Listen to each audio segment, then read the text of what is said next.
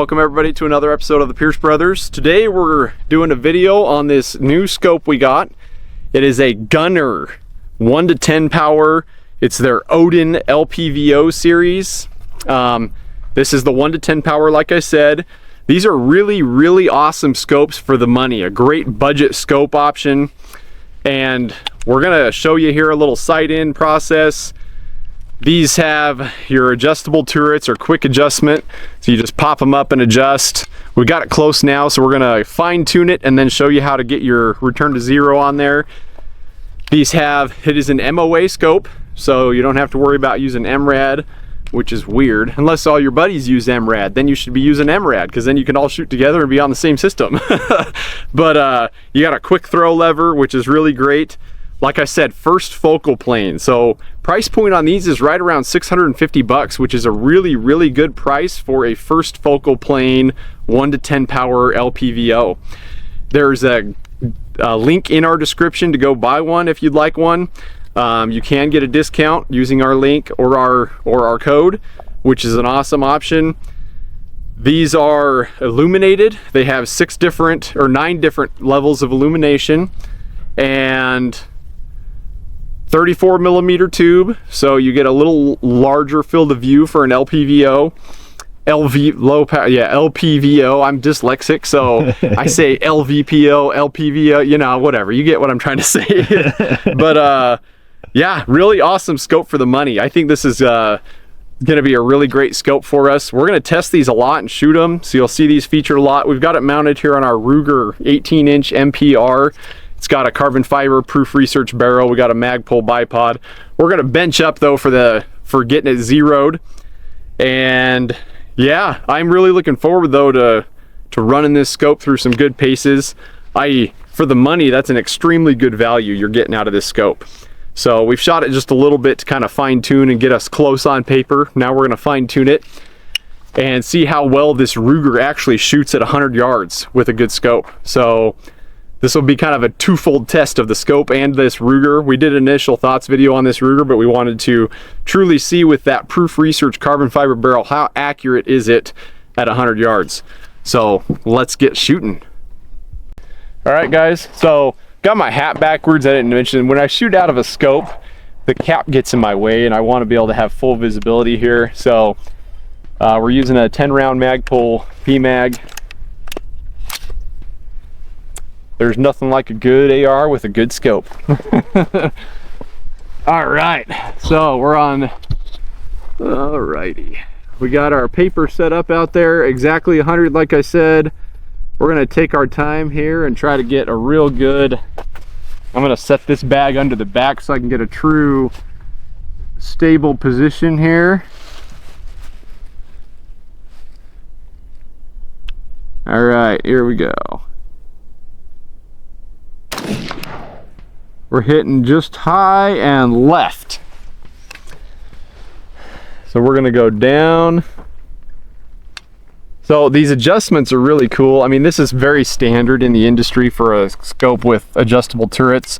You just click it up and then we're gonna go down and let's see, we were left, so we're gonna go right. Right about there.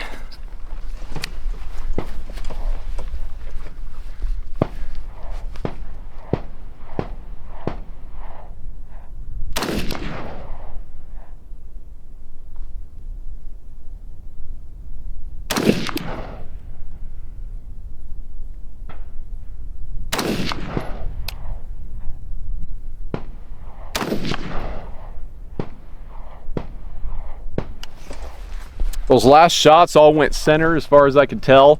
Again, I only got 10 power and it's a little teeny target. So let's run up there and see where we're at, and then we can make some final adjustments from there. I'm gonna go ahead and push these down, lock them in so we don't accidentally bump it, and then leave that bolt open to let the barrel cool a bit so we can make our final adjustments.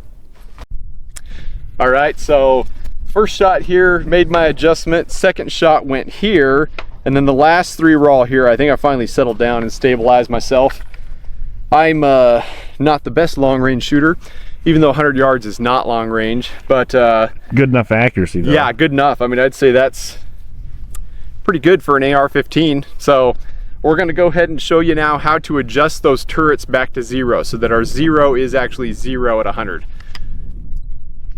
We were shooting, I didn't specify, 55 grain Winchester or Lake City full metal jacket ammo, so nothing fancy ammo, and that was a pretty dang good group. But I'm gonna show you now how to adjust these to where your 0 is actually 0. You'll see these numbers, for those that don't know, these numbers go up by MOAs, so each click is a quarter MOA. So if you go 4 clicks, you're moving 1 MOA, so that'd be an inch at 100 yards. Now, now that we've zeroed it though, we want that little arrow to be on that 0, because right here, this is our 0. So what we're gonna do is you unscrew this top. With it locked down. Yep, lock it down first. You know, don't do this with them up, because then you'll lose your 0. So you're gonna unscrew this, and then this will just pop right off. And then we're gonna twist it, and we want that 0, we're gonna put it right back down on where that 0 is, right on that triangle arrow deal pointing up. And then we'll just tighten this screw back down.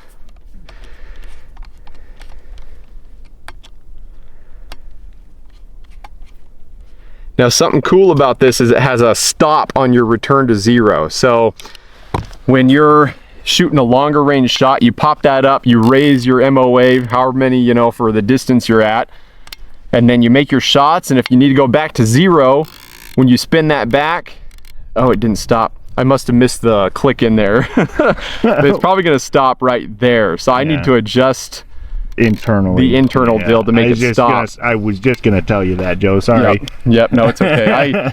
I didn't look enough when I get on camera, and it's all the pressure of you guys watching me, and you just forget stupid stuff all the time.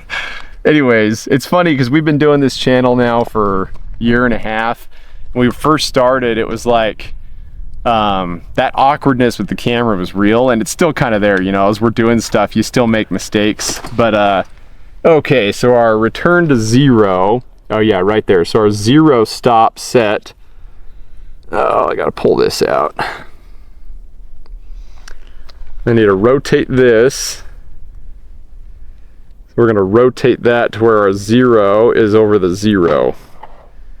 If you'll notice, see there's this little doohickey there. I don't know what you call it. There's a little pin, and then there's this little hole up here where it says rotate to 0. So you want that 0, that little hole, to be lined up with your 0 here. Right. So we're gonna get that right there, and then put it back on.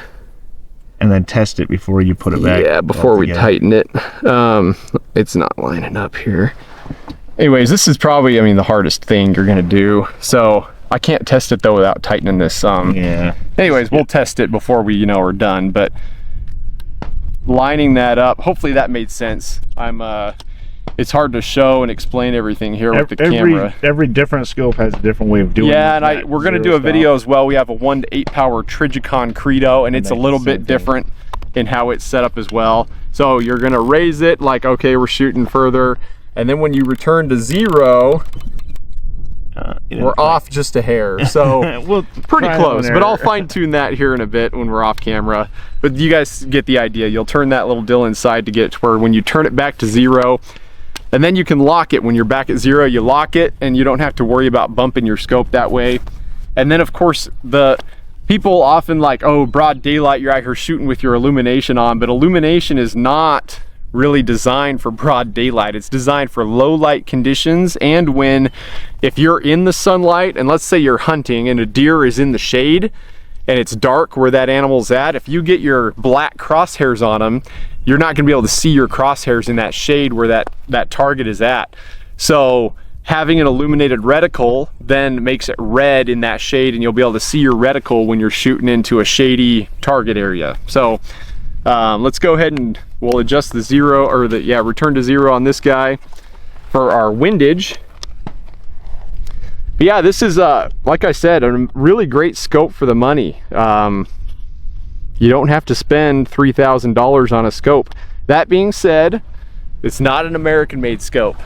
If it were American-made, it'd be a $2,000, $2,500, $3,000 scope like Trigicon and Leupold charge. So but again, a budget scope, you're not going to get American made. You're just not, in the current economy and the way that our taxes and the way our nation is set up for manufacturing, or not set up for manufacturing. It's not, and you just cannot get American made for cheap. It's not ever going to be an American made budget option item out there. So, well, as of right now anyways, hopefully that changes, you know, change.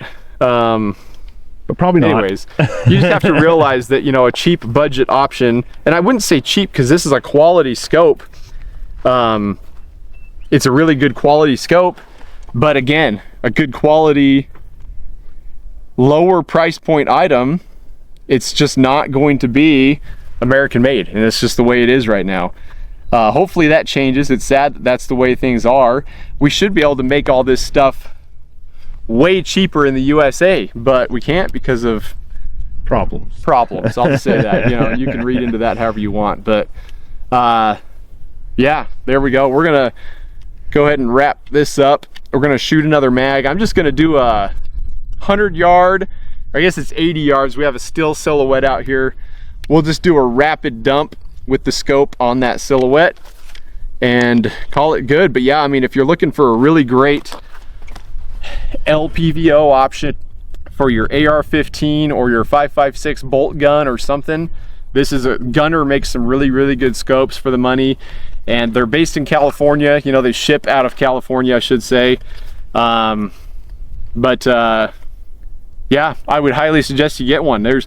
It's just hard, you know, because there's even, look at Vortex, they import most of their scopes, almost all of them. I can't, and you look at Sig Sauer, their scopes and optics are all imported, so you can't sit there and say, oh, you know, I'm not going to buy that. Okay, do you run a Sig scope or a Sig red dot or a Holoson? You know, it's just, there are very few American made scope companies currently left in the USA. You know, you got Night Force, you got Trigicon, Leupold.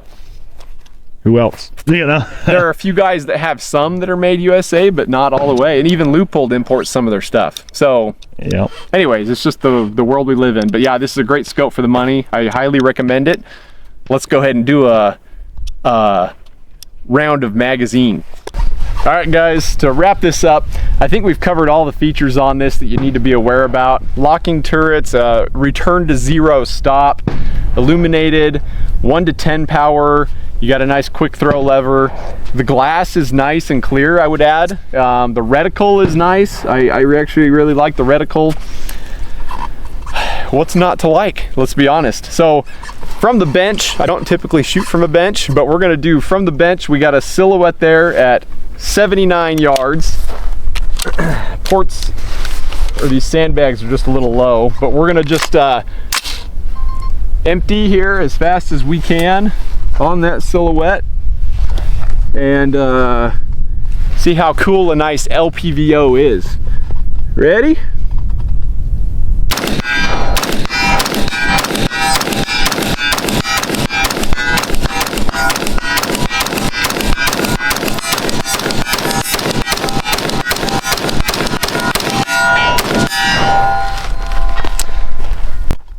Anyways, get yourself a good AR-15 with a cool LPVO. They're fun. I love red dots. I do. I love my EOTechs, and those are fun, but having a good LPVO is a lot of fun as well. Something I'll mention too, this scope is great when you're on low power for both eyes open shooting. It's just the reticle's designed such that even like on 2 power, if you're at close targets here, you can still run that both eyes open very easily. So you get both eyes open shooting. Even like that, I had both eyes open at that distance, and yeah, just a fun scope and great quality for the money, like I said. So go check them out, link in the description.